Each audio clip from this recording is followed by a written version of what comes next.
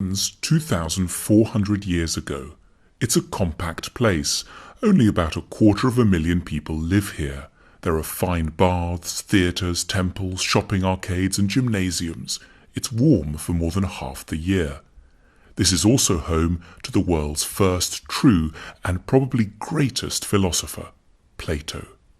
Born into a prominent and wealthy family in the city, Plato devoted his life to one goal: helping people to reach a state of what he termed eudaimonia, or fulfillment. Plato is often confused with Socrates. Socrates was an older friend who taught Plato a lot but didn't write any books.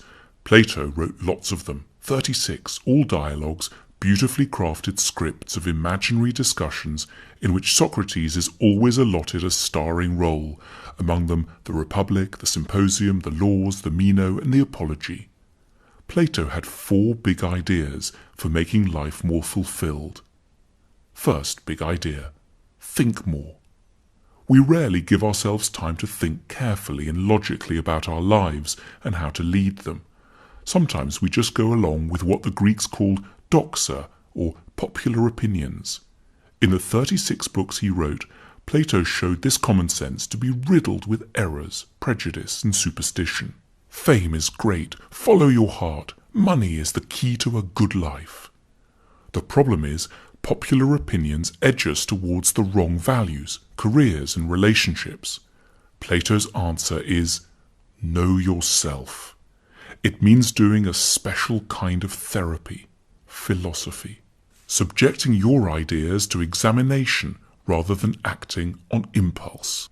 If you strengthen your self-knowledge, you don't get so pulled around by feelings.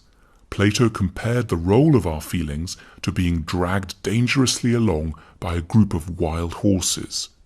In honor of his mentor and friend Socrates, this kind of examination is called a Socratic discussion. You can have it with yourself or, ideally, with another person who isn't trying to catch you out, but wants to help you clarify your own ideas. Second big idea: let your lover change you. That sounds weird if you think that love means finding someone who wants you just the way you are. In a Symposium, Plato's play about a dinner party where a group of friends drink too much and get talking about love, sex, and relationships, Plato says, true love is admiration. In other words, the person you need to get together with should have very good qualities which you yourself lack. Let's say they should be really brave or organized or warm and sincere. By getting close to this person, you can become a little like they are.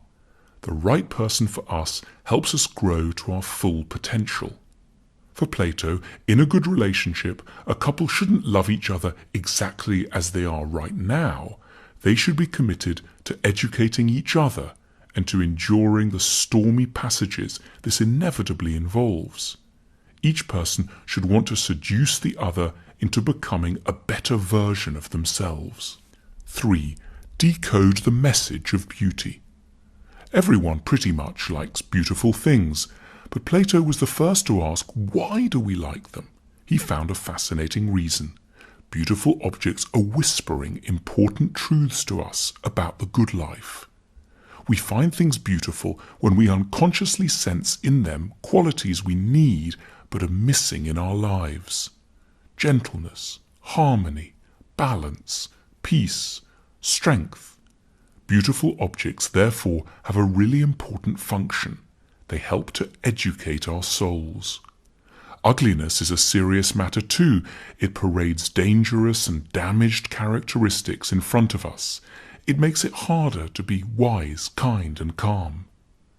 Plato sees art as therapeutic. It's the duty of poets and painters and nowadays novelists, TV producers and designers to help us to live good lives. 4. Reform society. Plato spent a lot of time thinking how the government and society should ideally be. He was the world's first utopian thinker. In this, he was inspired by Athens' great rival, Sparta.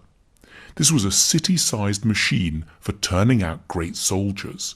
Everything the Spartans did how they raised their children, how their economy was organized, whom they admired, how they had sex, what they ate, was tailored to that one goal.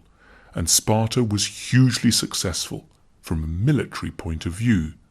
But that wasn't Plato's concern. He wanted to know, how could a society get better at producing not military power, but fulfilled people? In his book, The Republic, Plato identifies a number of changes that should be made.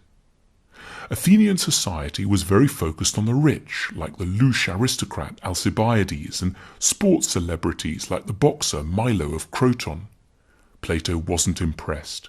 It really matters who we admire, because celebrities influence our outlook, ideas, and conduct, and bad heroes give glamour to flaws of character. Plato therefore wanted to give Athens new celebrities, replacing the current crop with ideally wise and good people he called guardians, models for everyone's good development. These people would be distinguished by their record of public service, their modesty and simple habits, their dislike of the limelight, and their wide and deep experience. They would be the most honoured and admired people in society. He also wanted to end democracy in Athens. He wasn't crazy. He just observed how few people think properly before they vote, and therefore we get very substandard rulers. He didn't want to replace democracy with a horrid dictatorship, but he wanted to prevent people from voting until they'd started to think rationally. That is, until they'd become philosophers. Otherwise, government would just be a kind of mob rule. To help the process, Plato started a school, the Academy, in Athens, which lasted a good 300 years. There, pupils learnt not just maths and spelling, but also how to be good and kind. His ultimate goal was that politicians should become philosophers. The world will not be right, he said, until kings become philosophers or philosophers kings.